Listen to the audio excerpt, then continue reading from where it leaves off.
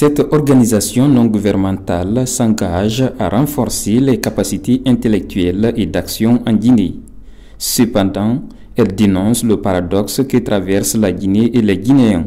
Une Guinée plongée dans un paradoxe scandaleux, ou si vous préférez, un scandale paradoxal.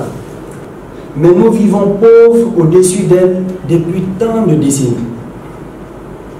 L'eau, la source de vie, inonde nos terres d'est en ouest, du nord au sud, à telle enseigne que la sous-région ouest africaine nous reconnaît d'être son château d'eau. Mais d'eau potable, justement, c'est un minimum. Nous en avons toujours soif.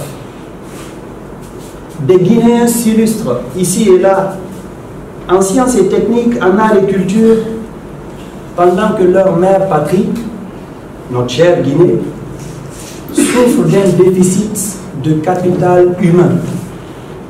Sur le plan de l'éducation, ces acteurs comptent s'investir pour, disent-ils, changer la donne dans le pays. Et donc ce sont des filles et des fils de ce pays à l'extérieur qui ont nourri l'ambition, après donc leur cycle de formation, de rentrer au pays pour participer au développement.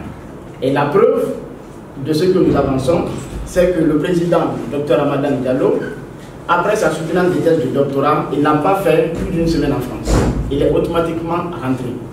Et aujourd'hui, il enseigne dans les universités guinéennes. C'est une des manières de cette ONG de participer au développement de ce pays.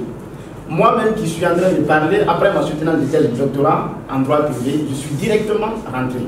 Et je me sens plus utile aujourd'hui au pays en enseignant, en faisant autre chose, qu'en restant en France là-bas où ils ont une panoplie de docteurs, etc., etc.